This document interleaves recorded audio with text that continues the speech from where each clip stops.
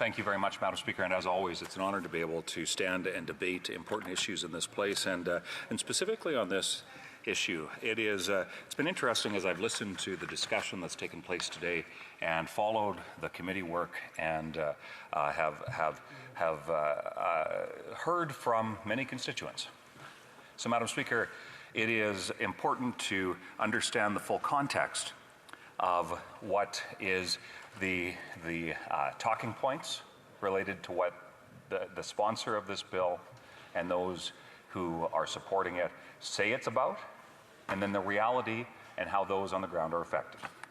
And specifically, Madam Speaker, I would like to thank a number of constituents that have reached out to me and shared their deep concern about this bill and the chill that it has placed on not only the specifics around raising horses, Madam Speaker, but has sent a chill across agricultural sectors in how we're allowing activism and activist talking points to define government policy. And it's regrettable that that is in fact the case, because I think that Canadians have every right and should ask difficult questions about a whole host of issues surrounding animal husbandry, which is the raising of animals. Madam Speaker, I come from ranch country. Many of my neighbors are ranchers and understand fully the work, the pain, the blood, sweat, and tears that goes into caring for livestock on the farm, on the ranch, and at every step of the food supply chain. And when we allow activism to inform the conversation, it does not result in better public policy. In fact, it often has the opposite effect. We see that in a whole host of issues, and is an illustration of exactly how these Liberals, supported by their coalition confidence and supply partners in the NDP, about how they are quick to listen to activists, yet they refuse to listen to those on the ground.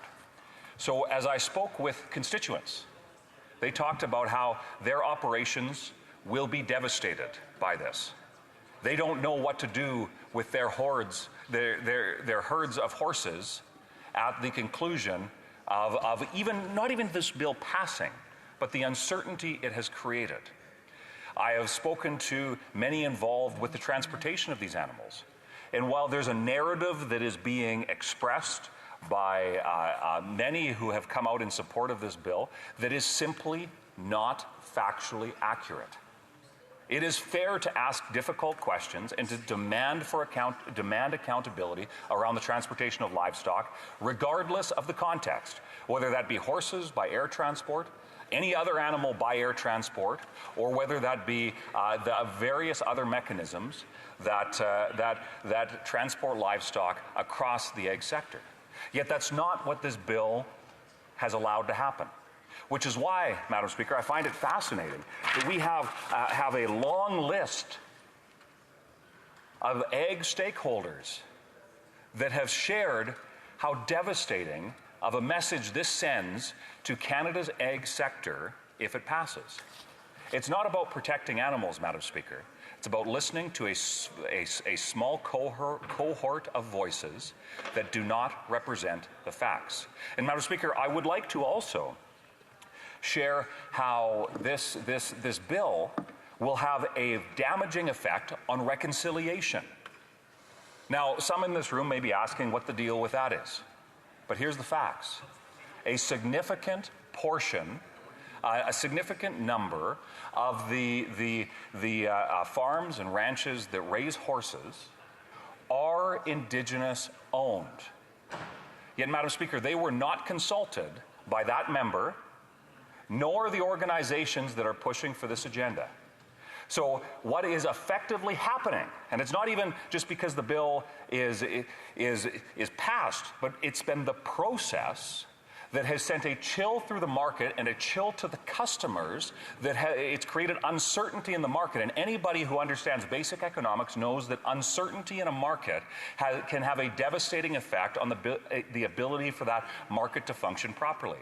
And there are Indigenous ranches, reserves, those that have invested generations and have earned their livelihood off of a sector that member and these activist groups promoting these causes have ignored.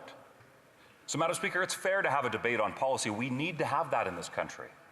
But what is disappointing is that it is not the voices of those who understand it that are being heard. It is a vocal few that seem bent to pursue their ideological means at any cost. And the result is many that are going to suffer devastating consequences. Indigenous livelihoods are being taken away by activism from those Liberals. There are some of my constituents, their livelihoods are being taken away by activism of those Liberals. So my plea would be this. Let's look at the facts. I understand very clearly, and as somebody who's been involved in agriculture my entire life, as somebody that has animals on my family farm, I understand the care that you can have for animals. But let's understand the consequences of a policy that doesn't take into account the facts. When I heard the sponsor of the motion initially talk, there were many voices that were not acknowledged. When I have heard the debate take place both at the committee and since, many voices in this conversation have not been acknowledged, which is why when it comes to ag stakeholders, and we're not talking about well-paid lobbyists that exist here in the nation's capital, but we're talking about regular folks, Madam Speaker, regular folks that work hard, volunteer for their industry organizations. And what's interesting, and it shows their absolute disdain, when members like that from the member from Kingston, who would suggest that somehow that those Canadians' voices don't matter. Well, Madam Speaker, the reality is this. Many of the organizations that have shared their concerns are doing so because they know the impact that bad public policy has on the livelihoods of those involved in this sector. So I urge all members of this place, look at the facts.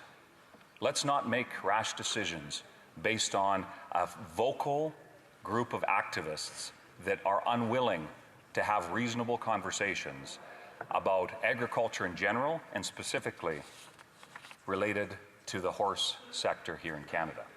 Let's make sure that we are informed by those facts, because if we don't, the consequence is, and I cannot highlight this enough, that there are Canadians, including many, and I believe it's close to half of those involved in this sector, Madam Speaker, are Indigenous. So that means that effectively, that member and these Liberals are going to be stealing away their livelihoods because they listen to a vocal few, as opposed to the common sense of those who understand and know well what the reality on the ground is. Now, when it comes to what the future of animal husbandry in Canada should be, well, we have for many generations demonstrated expertise that has looked the world over as being a pinnacle of what can be done to find that right balance, whether it comes to large-scale protein production across the spectrum, or whether that be in oil seeds and other grown proteins, or whether that be in milk, whether that be in dairy and the other dairied and the feathered side of our sector. So, Madam Speaker, we have a lot to be proud of. But I would conclude with this. This attacks the ag industry. That is without question. If we start listening to these vocal few voices, it will have a devastating impact on not only those involved, but by attacking the ag sector, by saying, through the passing of a bill like this, that they can't be trusted. That's what they're saying. That will have the impact of increasing costs, decreasing trust, and ultimately making it so that Canadians are unable to feed themselves by the amazing sector.